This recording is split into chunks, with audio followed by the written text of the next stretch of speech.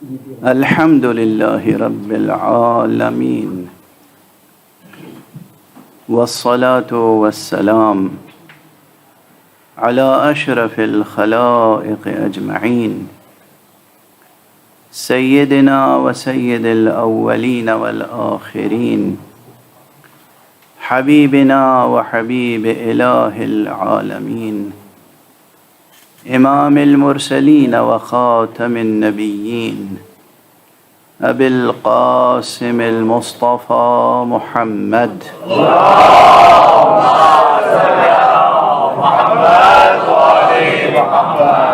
وعلى أهل بيته الطيبين الطاهرين الهداة المهديين المعصومين المظلومين واللعنة الدائمة على أعداء الحق والدين.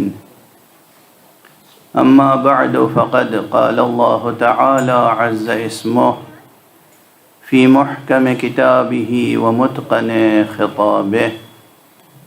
بسم الله الرحمن الرحيم.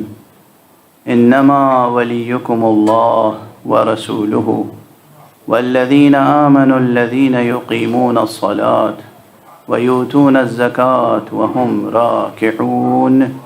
صدق الله العلي العظيم.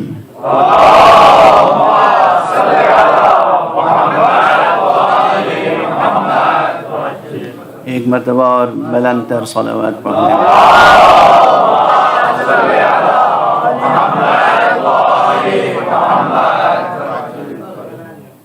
بارے دیگر نعرہ صلوات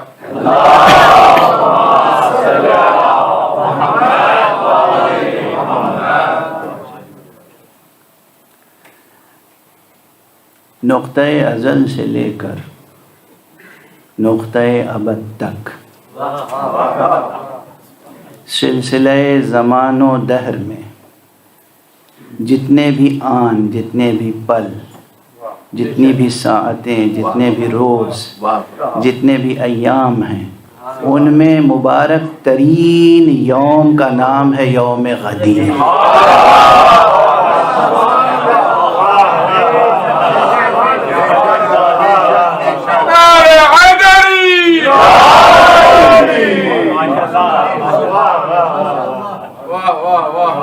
یوم غدیر، یوم غدیر، جس کا خصوصیت کے ساتھ قرآن مجید میں الیوم کہہ کے ذکر کیا گیا۔ راتوں میں ایک رات ہے شب قدر اور دنوں میں ایک دن ہے روز غدیر۔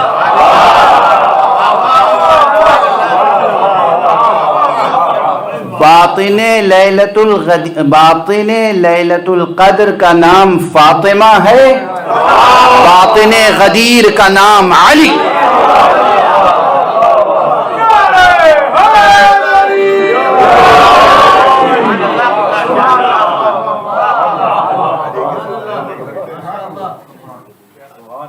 غدیر وما ادراک ما غدیر، غدیر، غدیر خم،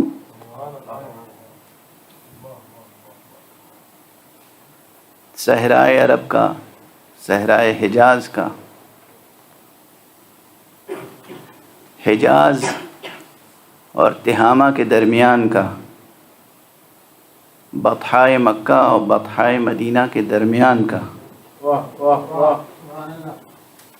وہ مقام جسے مقام غدیر خم کہتے ہیں، وہ ظاہر میں ایسا ہی چھوٹا ہے جیسے بائے بسم اللہ کا نقطہ۔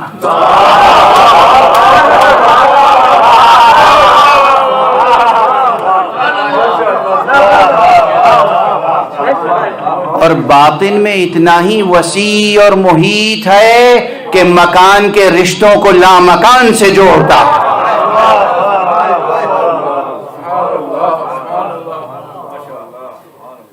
غدیر، مقام غدیر، ظاہر غدیر، باطن غدیر، کس کی عقل اتنی بالغ ہے کہ کن ہے حقیقت غدیر تک پہنچ سکے؟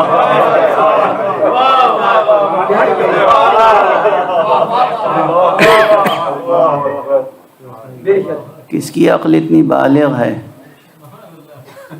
کہ کن ہے حقیقت غدیر تک پہنچ سکے؟ جو کن ہے حقیقت غدیر تک پہنچ جاتے ہیں ان کا قدم رکتا نہیں جب تک کربلا جا کے سر نظر مولا نہیں کرتا۔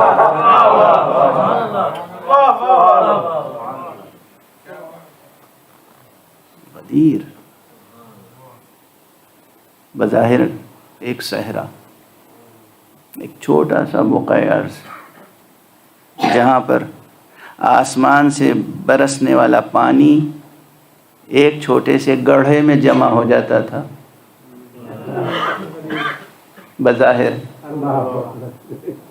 لیکن آسمان سے اترنے والا پانی کہیں جمع ہو جائے اور اس طرح جمع ہو کہ اس کی نسبت سے اس جگہ کا نام پڑ جائے، یہ ایک نشانی ہے، ایک علامت ہے، ایک اشارہ ہے۔ سمجھ لو یہ وہ مقام ہے جہاں ادھر سے سبیلیں اترتی ہیں۔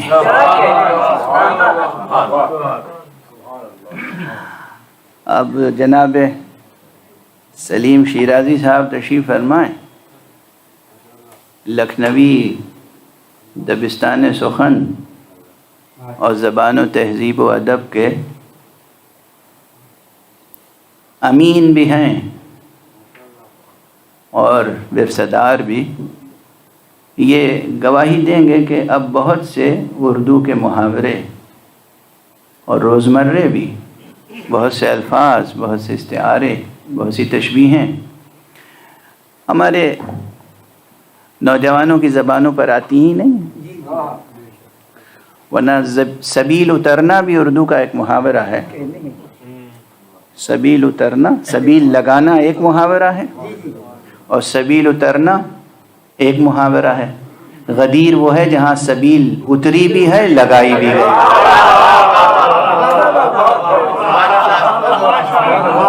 ایک صلوات پڑھ دیجئے محمد۔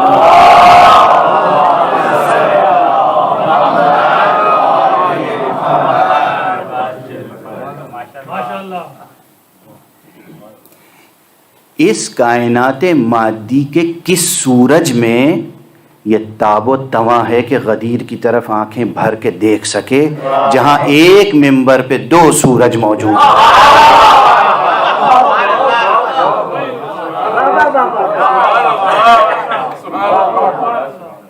غدیر،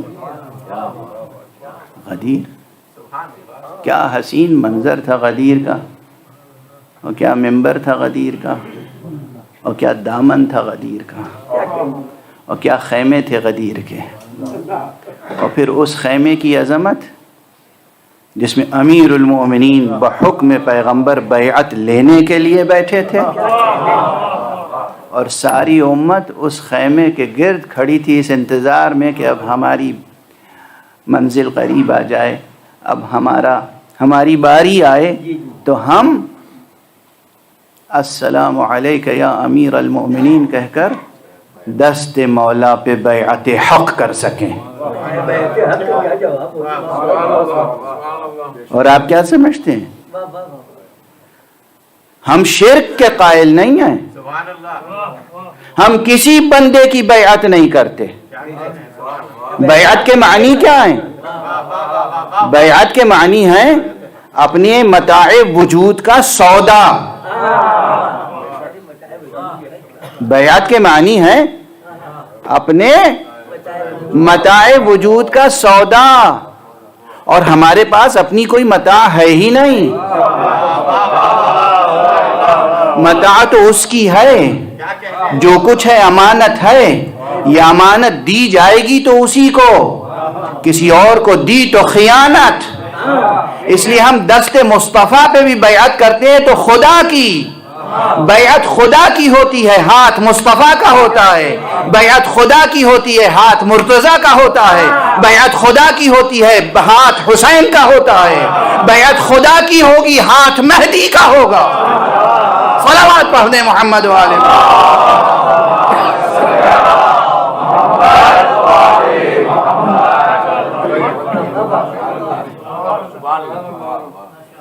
بیعت تو بس خدا سے ہے، سودا تو اس سے کریں گے نا. خودی کا سودا خدا کے علاوہ کسی سے نہیں کیا جاتا. ایک صلوات پڑھ دیجئے محمد والے.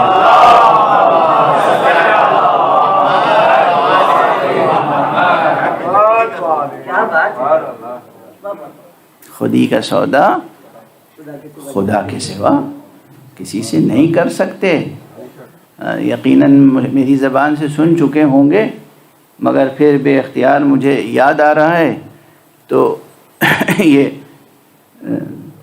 دو شعر مجھ سے بھی سن لیجئے. ہمارے بہت بزرگ شاعر گزرے ہیں، حضرت علامہ جمیل مظہری مرحوم و مغفور. ان کا ایک بہت مشہور مطلع ہے جو اردو غزل کی تاریخ میں ایک سنگ میل کی حیثیت رکھتا ہے. بقدر پیمانہ تخیل سرور ہر دل میں ہے خودی کا. بقدر پیمانہ تخیل سرور ہر دل میں ہے خودی کا. اگر نہ ہو یہ فریب پیہم تو دم نکل جائے آدمی کا. اس میں شک نہیں کہ غزل کی روایت میں یہ مطلع کئی لحاظ سے بہت اہمیت رکھتا ہے، زبان کے اعتبار سے بھی، مضمون کے اعتبار سے بھی، اپنی شعریت کے اعتبار سے بھی. مگر اس فقیر کو تأمل ہے اس کے مضمون میں. تو میں نے عرض کیا ہے کہ کتاب فطرت کے ہر ورق پر نصاب تحریر ہے خودی کا.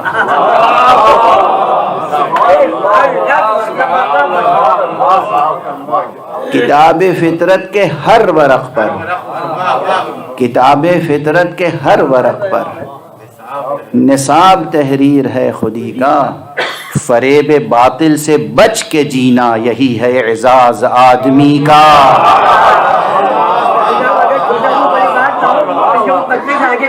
فریب باطل سے بچ کے جینا، فریب باطل سے بچ کے جینا یہی ہے اعزاز آدمی کا. خدا کے بندوں کو حق نہیں ہے کہ بیعت ظلم و جبر کر لیں. خدا کے بندوں کو حق نہیں ہے کہ بیعت ظلم و جبر کر لیں. چلو چلیں مصر کربلا میں خدا سے سودا کریں خودی کا.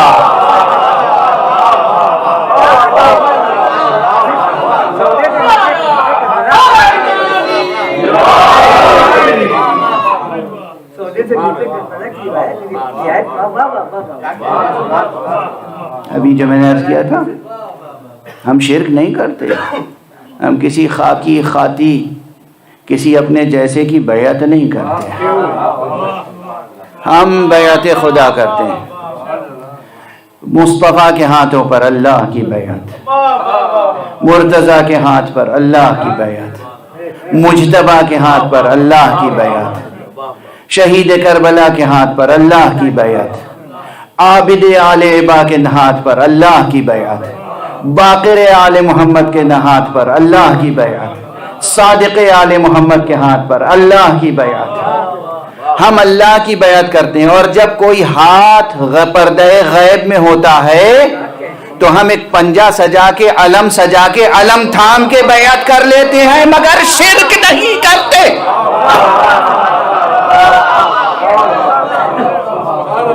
صلوات پڑھنے محمد والے.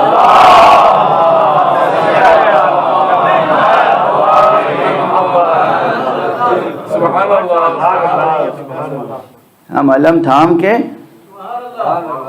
اللہ کی بیعت کرتے ہیں، حسین کے نام پر، عباس کے نام پر. بہرحال آج میں بار بار کربلا کا حوالہ نہیں دینا چاہتا. تاکہ آنکھوں میں نمی نہ پیدا ہو جائے. آج روز جشن ہے، روز سرور ہے، روز فرحت ہے، روز نشاط اہل ولایت ہے.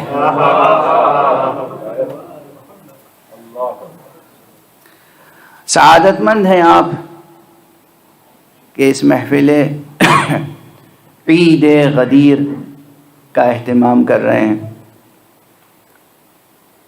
پہلے عرض کر چکا ہوں اسی منبر سے کہ عید فطر مسلمانوں کی عید ہے، عید قربان مسلمانوں کی عید ہے، عید غدیر اسلام کی عید ہے. عید غدیر اسلام کی عید ہے، اس لیے کہ آج حق سبحانہ و تعالی نے اعلان فرمایا تھا الیوم اکملت لکم دینکم واتممت علیکم نعمتی ورضیت لکم الاسلام دینا. آج اسلام کی عید ہے، آج قرآن کی عید ہے، آج آدم سے لے کر خاتم تک تمام نبوتوں کی عید ہے، آج مقام ختم نبوت کی عید ہے. اس لیے کہ مقام ختم نبوت کو آج یہ معلوم ہو گیا کہ ہمارا پیغام اب قیامت تک محفوظ رہے گا، اس لیے کہ کسی کمزور کے ہاتھوں میں نہیں ہے، شیر خدا کے ہاتھوں میں.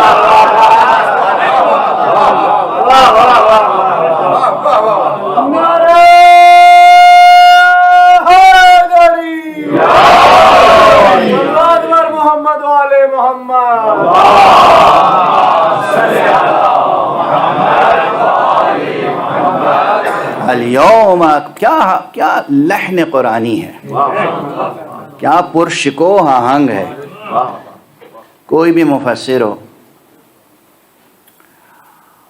قرض قرآن ادا نہیں ہو سکتا جب تک کہ وہ یہ نہ بتائے صاف صاف کہ الیوم سے مراد کون سا دن ہے. بعض مقامات قرآن مجید میں ایسے ہیں، ہاں میں جانتا ہوں بعض مفسرین بھی ایسے ہیں جو زمین اور آسمان دونوں سے اپنا رشتہ توڑ کے تفسیر لکھتے ہیں. یہ جملہ یاد رکھیے گا، یہ بہت بلیغ اور معنی خیز جملہ ہے. زمین اور آسمان دونوں سے رشتہ توڑ کے کیا معنی؟ دنیا میں کوئی بھی متن ہو، کوئی بھی ٹیکسٹ ہو، کوئی بھی عبارت ہو، کوئی بھی تحریر ہو، کوئی بھی نثر پارا ہو یا شعر پارا، کوئی بھی سخن پارا، کوئی بھی سخن ہو، اس کے ساتھ کچھ زمینی حقائق ہوتے ہیں. ہم ان زمینی حقائق کو نظر انداز کر کے اس کے معنی بیان نہیں کر سکتے. اور اسی طرح بطور خاص آسمان سے نازل ہونے والے ہر پیغام کے ساتھ آسمانی حقائق ہوتے ہیں. ہم ان حقائق کو نظر انداز کر کے تفسیر و تعویل کا حق ادا نہیں کر سکتے. یعنی اگر کوئی یہ طے کر لے کہ بس یہ جو صفحے سادہ پر، یہ جو صفحے پر لکھی ہوئی عبارت ہے، بس اس عبارت کو ہمیں دیکھنا ہے، ہمیں نہ آسمان کی طرف دیکھنا ہے، نہ زمین کی طرف دیکھنا ہے، نہ واقعاتی حقائق کی طرف دیکھنا ہے، نہ وجودی حقائق کی طرف، نہ زندگی کے حقائق کی طرف، نہ اپنے نفس سے اسے جوڑنا ہے، نہ متکلم کی طرف دیکھنا ہے، کہنے والا کون ہے، مخاطب کون ہے، مخاطب کون ہے، مبلغ کون ہے، سامع کون ہے، ہر حوالے سے کٹ کے بس یہ اب عبارت ہے ہمارے سامنے، اس عبارت سے جو کچھ مضمون نکلتا ہے وہ حجت ہے. وہ شخص یا مجنون ہے، واقعاً مجنون ہے، دیوانہ ہے، جاہل ہے، اور یا پھر وہ بنا ہوا جاہل ہے. علم رکھتے ہوئے جہل برت رہا ہے، حقیقت جانتے ہوئے اس سے اغماز کر رہا ہے. منظر سامنے ہے مگر چشم پوشی کر رہا ہے، آواز گونج رہی ہے گنبد بیدر میں مگر اپنے کانوں میں انگلیاں دے کر بیٹھا ہوا ہے۔ یعنی وہ شخص عالم نہیں، فریب کار ہے، ہادی نہیں، غال اور مضل ہے۔ یعنی اس نے اپنے ذمے خدا کی بندگی نہیں، شیطان کی بندگی کا طوق اپنی گردن میں ڈالا ہوا ہے۔ کیسے زمینی حقائق کو نظر انداز کر کے آپ تعویل و تفسیر بیان کر لیں گے؟ کس طرح آسمانی حقائق کو آپ نظر انداز کر کے بس یہ عبارت ہے اور ہم، ممکن ہے مگر یہ ہر عبارت کے ساتھ واقعات ہوتے ہیں۔ اگر حق سبحانہ و تعالی نے کہا ہے الیوم تو وہ کوئی خاص دن ہے، ازل سے لے کر ابد تک تمام لمحات زماں اس ایک دن کی طرف دیکھ رہے ہیں۔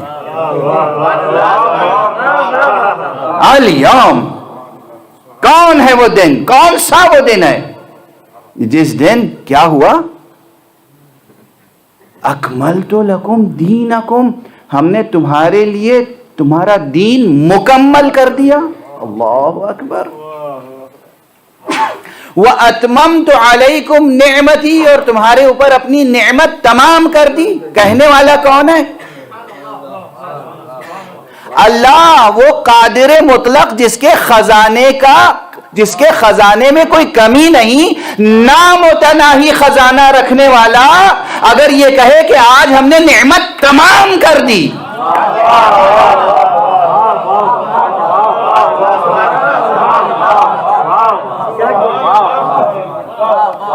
اللہ سلامت رکھے۔ یہ ہمارے جناب کوثر کاظمی صاحب تشریف فرمائے، بہت کھرے سید ہیں، یہ زبان کے بھی عہد وفا کو نبھانے والے، اور ماشاءاللہ بینکر ہیں۔ اب میں اپنے انداز سے کہہ رہا ہوں، اگر یہ اپنے بینک کے خزانوں کو کھول دیں، تجوریاں کھول دیں اور کہیں آج ہم نے فقراء کے لیے سب لٹا دیا اللہ کی راہ میں، تو کون سی بڑی بات ہے؟ جتنے بڑے بھی ہوں مگر یہ کیا اور ان کا خزانہ کیا؟ مگر پھر بھی لوگ کہیں گے بھئی دیکھو تاریخ بن گئی، آج ہسٹری رقم ہو گئی۔ ایک شخص نے تجوری کے دہانے کھول دیے اور کہا اللہ کی راہ میں آج ہم نے تمام کر دی۔ تمام کر دی یہ وہ کہہ سکتا ہے جس کا واقعی تمام ہو جاتا ہے۔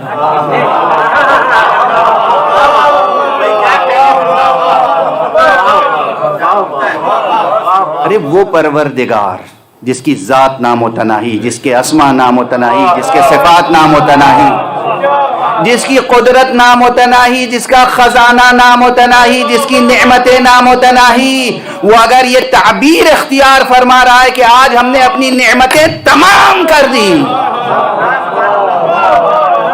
تو میں پوچھتا ہوں مفسروں سے، ہوش کے ناخن لو، بتاؤ تو صحیح وہ نعمت کیا تھی، وہ دن کون سا تھا؟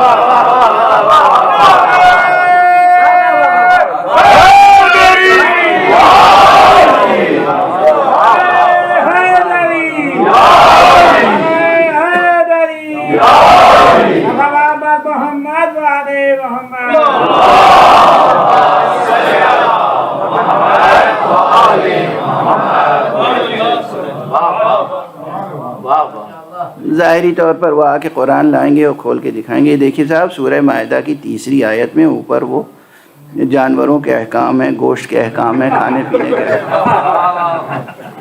سبحان اللہ، چشم بددور، ان کی عقلوں پر سے بھی، ان کے معدوں پر سے بھی چشم۔ خدا ایسی عقلوں کو نظر بد سے کیا کہوں، محفوظ رکھے یا لگنے دے۔ یہ جانوروں کے گوشت، یہ ذبیحے، یہ اللہ نے اس کے احکام بیان کر کے نعمت تمام کر دی۔ اللہ فرما نعمت تمام کر دی، آج نعمت تمام کر دی۔ یعنی یہ بتایا کہ کون سا گوشت کھا سکتے ہو، کون سا گوشت نہیں کھا سکتے ہو۔ کیا شہوت طعام ہے.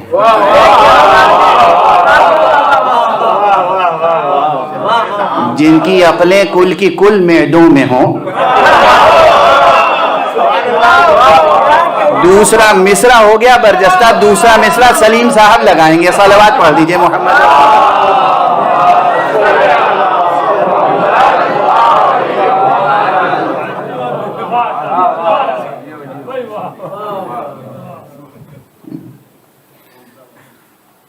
بلا وجہ نہیں کچھ لوگ مشہور ہیں صرف کھانے پینے کے لیے کہ بھئی ان کی نظر تو بس دسترخوان پہ ہوتی ہے, ان کی نظر تو صرف پلیٹوں پہ ہوتی ہے. اللہ فرما رہا ہے الیوم اکملت لکم دینکم. آج ہم نے یہ آج کون سا آج ہے؟ جیسے میں نے عرض کیا تھا نا کہ غدیر ایک مکانی حوالہ ہے, اور اس دامن مکان میں بائے بسم اللہ کے نقطے کی طرح چھوٹی سی ایک جگہ ہے, مگر محیط ہے ایسا اس پورے مکان پر کہ اس مکان کا رشتہ لامکان سے جوڑتا ہے. بالکل اسی طرح یہ الیوم ہے سلسلہ روز و شب کا ایک خاص دن, مگر یہ دن ایسا محیط ہے کہ ازل سے ابد تک تمام لمحوں کو اپنی آغوش میں لیے ہوئے. اس لیے جو اہل ولایت ہیں ان کے لیے تو ہر گزرنے والا لمحہ جشن ولایت کا لمحہ ہوتا ہے. لیکن پھر بھی پہچاننے کی ضرورت ہے کہ یہ الیوم کون سا دن ہے. روایت ہے کہ ایک مسلمانوں کے ایک دربار میں مسلمانوں کے ایک حاکم کے سامنے ایک اہل کتاب نے آ کر سوال کیا کہ خدا, اور جملہ کیا کہا ہے اس شخص نے, جملہ کیا کہا ہے؟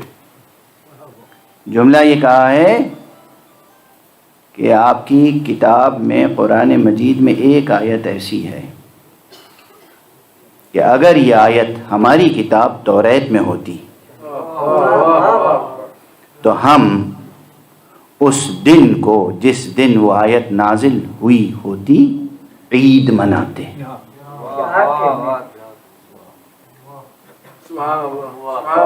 کا کون سی آیت؟ الیوم اکملت لکم دینکم واتممت علیکم نعمتی ورضیت لکم الاسلام دینا. اگر یہ آیت ہماری کتاب میں ہوتی تو ہم عید مناتے, جشن مناتے. اب روایتیں مختلف ہیں. ایک روایت میں یہ ہے کہ انہوں نے کہا ہم تو پہلے ہی سے اس دن عید مناتے ہیں, اور مراد کیا لیا؟ وہی عید قربان. بات وہیں تک پہنچی.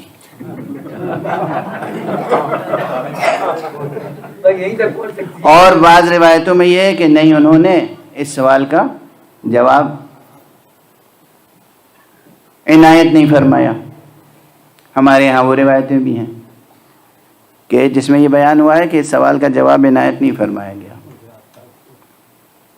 یہ بہت اہم ہے کہ کس دن یہ آیت نازل ہوئی اور کس حکم الہی کی تبلیغ کے بعد یہ آیت نازل ہوئی.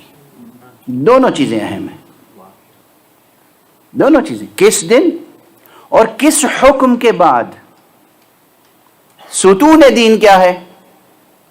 سب سے بڑی عبادت کیا ہے؟ ستون دین, عمود دین, نماز. کوئی دو مسلمان روئے زمین پر اختلاف نہیں کر سکتے اس قضیے سے کہ نماز عمود دین ہے, نماز ستون دین ہے. جو جان بوجھ کر نماز کو ترک کرے گناہ کبیرہ کا مرتکب ہوتا ہے. جو استخفاف کرے, نماز کو ہلکا سمجھے, خفیف سمجھے, نماز کو ایک معمولی حکم الہی سمجھے, وہ گناہ کبیرہ کا مرتکب ہوتا ہے. جو جان بوجھ کر نماز کا انکار کرے وہ کافر ہوتا ہے. کافر جو نماز کا انکار کرے وہ کافر ہے. اس کے ہاتھ کا کھانا پانی نجس ہے. جو جان بوجھ کر اس ضرورت دین کا انکار کرے، جو جان بوجھ کر اس ضرورت دین کا انکار کرے، وہ نجس ہے، کافر ہے ہماری شریعت میں، ہماری فقہ میں۔ مگر کیا نماز کی حکم کی تبلیغ کے بعد یہ آیت آئی؟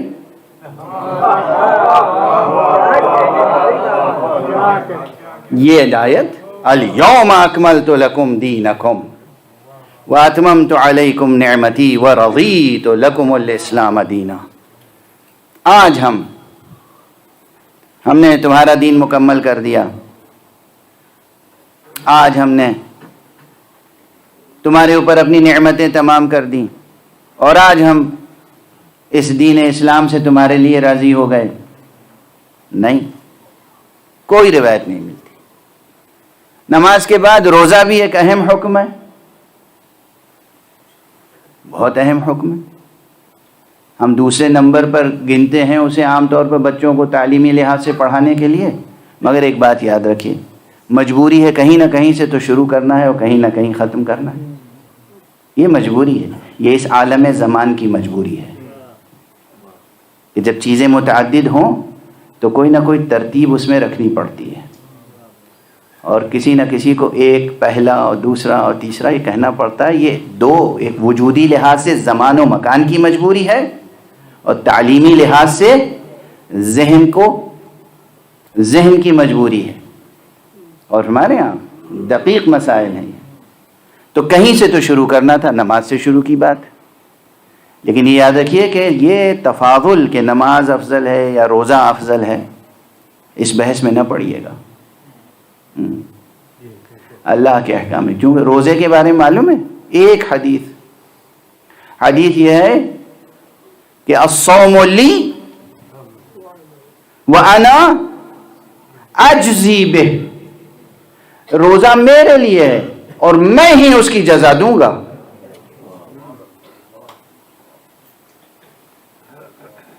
اور عرفا کی قرأت دوسری ہے، جو اہل باطن ہیں، اہل عرفان ہیں، وہ کہتے ہیں الصوم لی وانا اجزا بہ، روزہ میرے لیے ہے اور میں خود اس کی جزا ہوں۔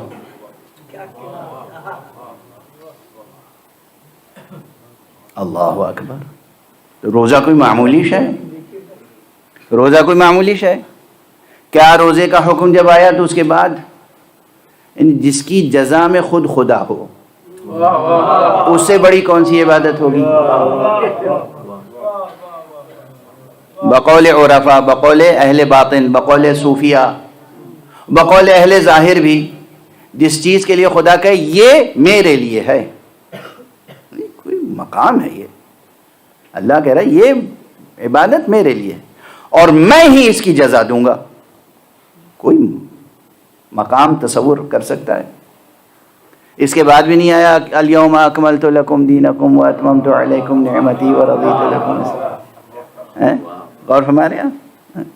اور اسی طرح آپ بقیہ احکام کی طرف، حج جامعیت کے اعتبار سے، حج ایسی جامع اور اتنی عظیم عبادت ہے کہ اس میں باقی تمام فروع دین شامل ہیں۔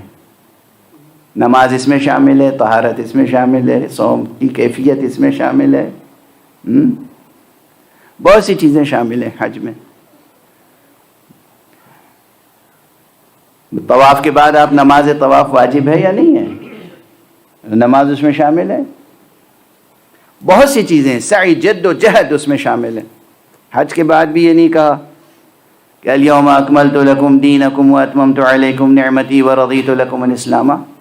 تو یہ چیز واجب ہے، فرض ہے، قرض ہے قرآن کا مفسر پر، وہ بتائے کہ وہ کون سی حقیقت ہے جس کی تبلیغ کے بعد پیغمبر کو یہ سند دی گئی۔ ہم طالب علم ہیں، ہم حقیقت پسند ہیں، ہماری جستجو ہے، ہمارا سوال ہے، بتانا تو ہوگا نا کہ وہ دن کون سا تھا، وہ چیز کون سی تھی۔ یہ ذبیحے کے احکام،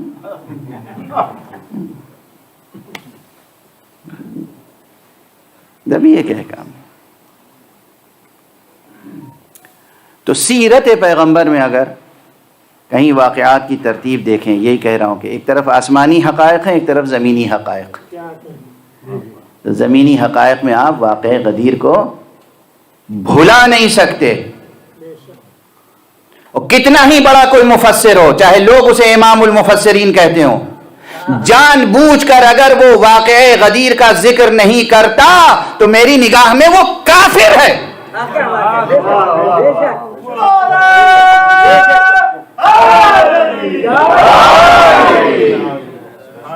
اتنے اہتمام سے جس بات کا ذکر مصطفیٰ نے کیا ہو، تجھے کیا حق ہے کہ اس واقعے کا ذکر ہی نہ کرے؟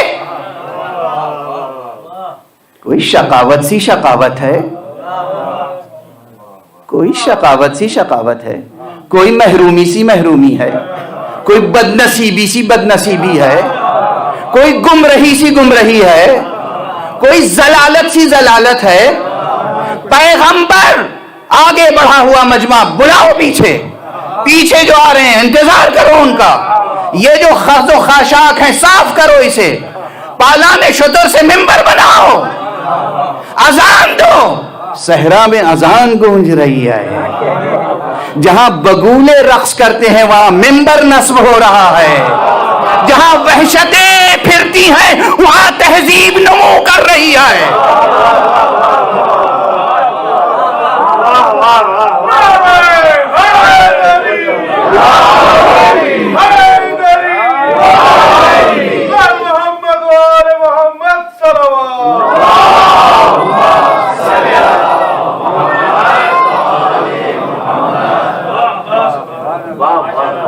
ویرانے کو عملاً جہاں مصطفیٰ گلشن بنا رہے ہوں،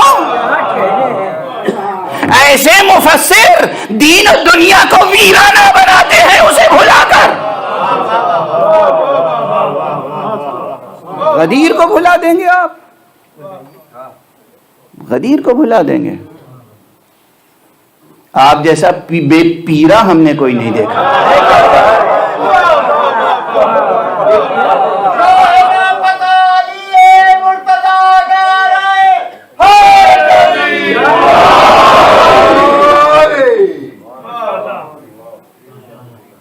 یہ بے پیرا کوئی مبتذل کلمہ نہیں ہے، یہ کوئی سلینگ نہیں ہے. یہ بھی سند لے لیجئے گا سلیم شیرازی صاحب سے، اور ہمارے بزرگ عالم دین جو جناب حجت الاسلام والمسلمین مولانا سید رضا حیدر صاحب رضوی، جن کی ایک طویل خدمتیں ہیں سرزمین لندن پر بطور خاص، اور ویسے تو پوری دنیا میں جہاں بھی جاتے ہیں خدمتیں انجام دیتے ہیں، محراب سے ممبر تک اور ممبر سے محراب تک کوئی شعبہ ایسا نہیں ہے جہاں ان کی خدمتیں نہ ہوں.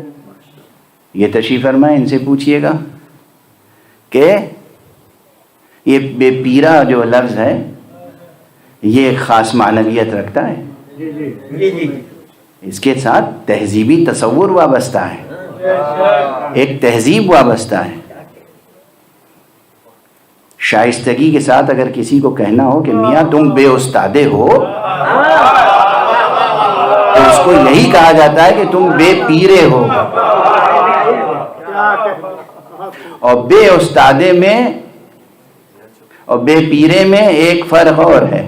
بے استادہ صرف وہ ہوتا ہے جس نے پڑھا لکھا نہ ہو، بے پیرا وہ ہوتا ہے جو پڑھ لکھ کے بھی تہذیب اور علم کے سانچے میں نہ ڈھل سکے، اسے ہم بے تربیت بھی کہتے ہیں. جو خود بے تربیت ہے وہ دوسروں کی کیا تربیت کرے گا؟ جو خود بے تربیت ہو وہ داعیہ کیا بنے گا؟ جو خود بے تربیت ہو.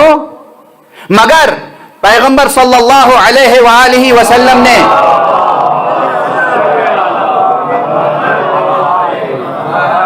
جو اللہ کا پیغام ایک خاص اہتمام کے ساتھ، ابھی میں مفہوم اور معنی اور مراد پہ بحث ہی نہیں کر رہا ہوں، ایک عبارت ارشاد فرمائی، ایک قول پیغمبر نے ارشاد فرمایا، ایک حکم اللہ کا پورا کیا اور کوئی پیغام دیا. یہ پیغام تمام عالم انسانیت کے لیے بالعموم اور تمام کلمہ گویوں کے لیے بالخصوص ایک امانت الہی اور امانت مصطفی ہے یا نہیں؟ رسول کی کہی ہوئی بات امانت ہے یا نہیں؟ اچھا، کبھی یہ ہو کہ صاحب وہ سلسلہ ضعیف ہے اور ہمیں پتہ نہیں کہ واقعی حضور نے فرمایا تھا کہ نہیں، اس لیے احتیاطاً میں نہیں کہتا، میرا تقوی اجازت نہیں دیتا کہ میں اس کی روایت کروں چونکہ سند ضعیف ہے، اور قرآن ہاتھ میں لے کر کہہ سکتا ہوں ایسی حدیث، ایسی عبارت، ایسا فقرہ کہ جس کو وہ تواتر کا درجہ حاصل ہے کہ ویسا تواتر کا درجہ حضرت کی زبان مبارک سے نکلنے والے کسی دوسرے فقرے کو حاصل نہیں ہے. یعنی متواتر حدیثوں کی فہرست بنائیے اگر آپ دیانت دار ہیں، متواتر حدیثوں کی فہرست بنائیے، بتائیے اس حدیث کے کتنے راوی ہیں؟ 10، اس حدیث کے 20، اس حدیث کے 25، اس حدیث کے 30، بس 10 20 25 30 ہے. ارے کم سے کم 110 اصحاب رسول نے کہا، ہم نے یہ سنا، رسول نے یہ کہا.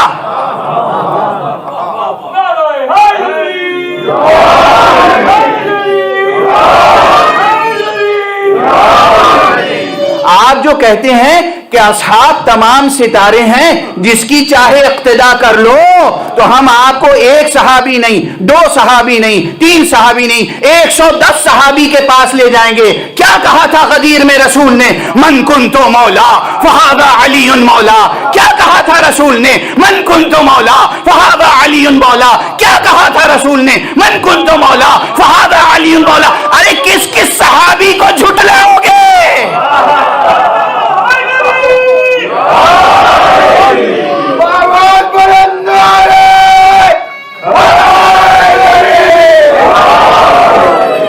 غدیر کا انکار کرنے والوں، امامت سے بغاوت الگ رہی، نبوت کی تکذیب الگ رہی، خدا سے روگردانی الگ رہی. تم نے جنہیں بت بنا رکھا ہے خود ان سے روگرداں ہو رہے ہو.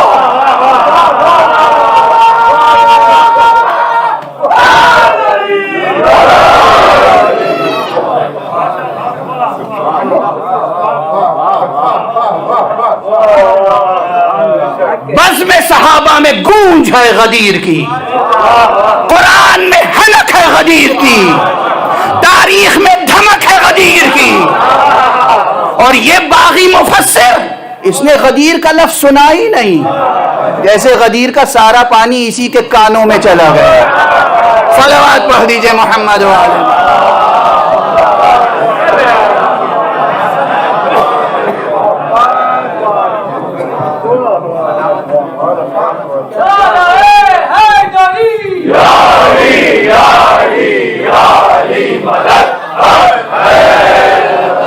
خدا کی قسم کیا شقاوت سی شقاوت ہے، اور مبارکباد کے مستحق ہیں وہ دنیا میں برادران اہل سنت، صوفیاء کرام.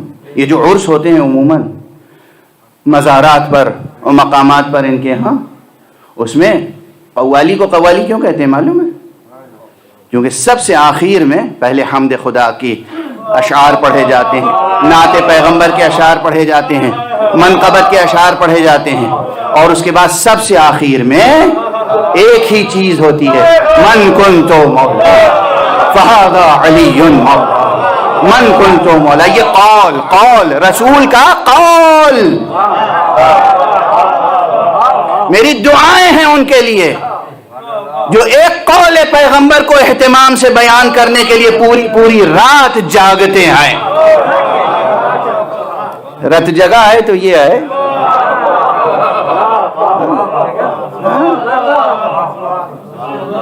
برادران اہل سنت، صوفیاء کرام، روحانی سلسلے، اور پھر یہ اہل معرفت کی مجلسیں.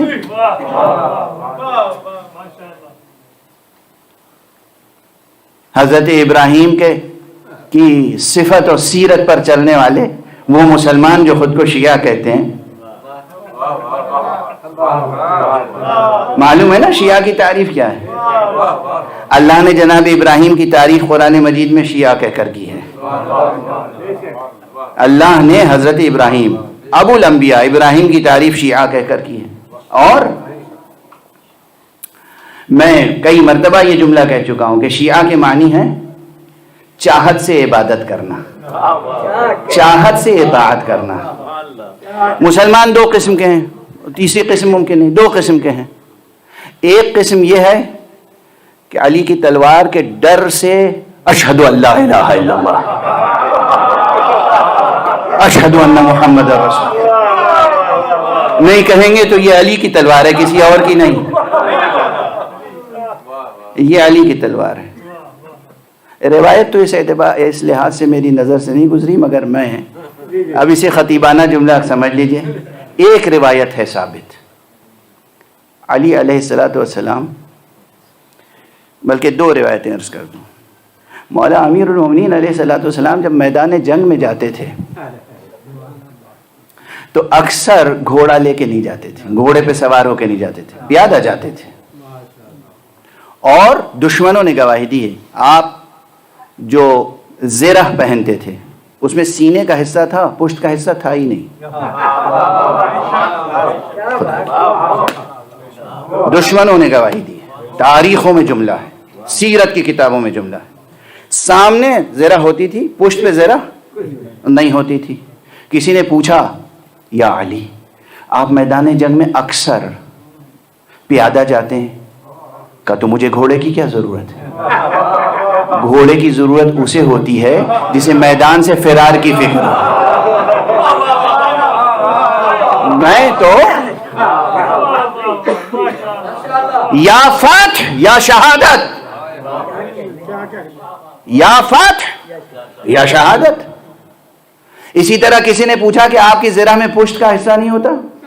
کہا خدا وہ دن نہ لائے میری زندگی میں جب کسی کا وار میری پشت سے مجھ پر لگے.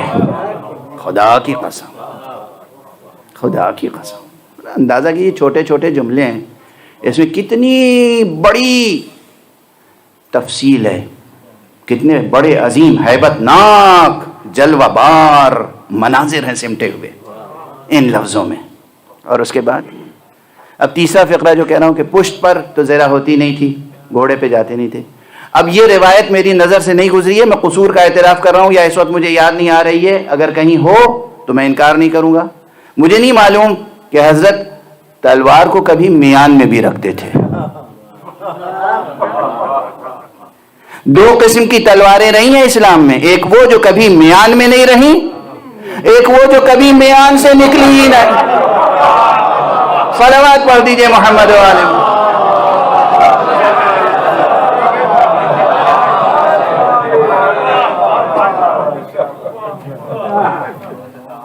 نمونے کی تلواریں بھی ہوتی ہیں نا. صلوات پڑھ دیجئے محمد علیہ. لیکن میری طبیعت کمزور ہے تو میں کمزور جملے کہہ رہا ہوں اس وقت. ایک صلوات پڑھ دیجئے محمد علیہ.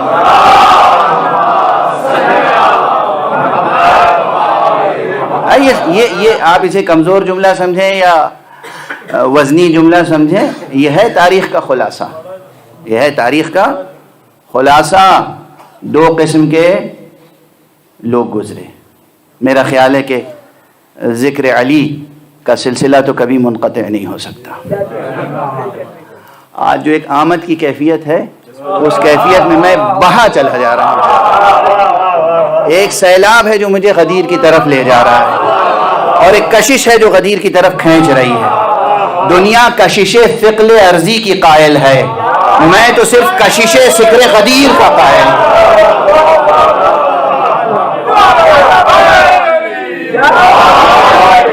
ہمیں کوئی زمین نہیں کھینچ سکتی مگر ہمارے اندر کشش غدیر ہے. بہت سی باتیں عرض کرنا چاہتا تھا، بہت سی باتیں رہ گئی. بس ختم کر رہا ہوں دو فقروں پر کہ یہ حدیث غدیر آپ تو جشن مناتے ہیں، قابل مبارک. آپ محدثین کا ایک فریضہ انجام دیتے ہیں. آداب حدیث عرض کر رہا ہوں. محدثین جو ایماندار امانت دار محدثین تھے، یہ بیان نہ کرنا، میں جو جملہ کہنا چاہ رہا تھا وہ رہ گیا کہ یہ خیانت ہے، خیانت، چوری، خیانت، سرقہ. اور یہ وہ سرقہ ہے کہ جس میں نہ جانے کون کون سے اعضاء کاٹے جائیں گے. رسول اسلام کے پیغام میں خیانت، اللہ کے پیغام اور دین میں خیانت، اللہ کے دین میں خیانت. بہرحال یاد رکھیے ایک فقرہ کہ حضور علیہ الصلوۃ والسلام کا یہ پیغام یا کوئی بھی حدیث جب محدثین نقل کرتے تھے تو ان کی ایک تہذیب یہ تھی کہ دہن بدہن حدیث لیتے تھے، اور جس طرح حضور نے بیان کیا ہوا ہوتا تھا کسی فقرے کو، جس طرح ارشاد فرمایا. اگر مسکرا کے وہ جملہ کہا تو محدث استاد چاہتا تھا مسکرا کے وہ جملہ کہے.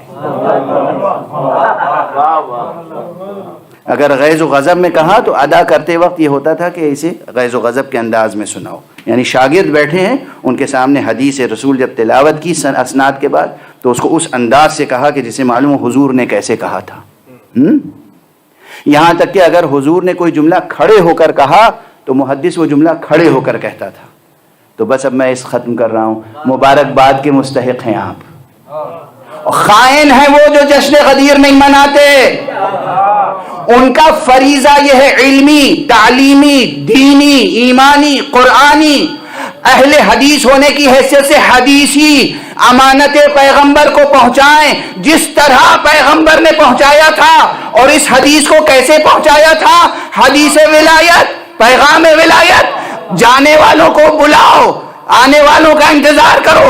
مجمع اکٹھا ہو جائے تو منبر پہ کھڑے ہو کے کہو من کنت مولا فہذا علی مولا اللہم وال من والا وعاد من عادا.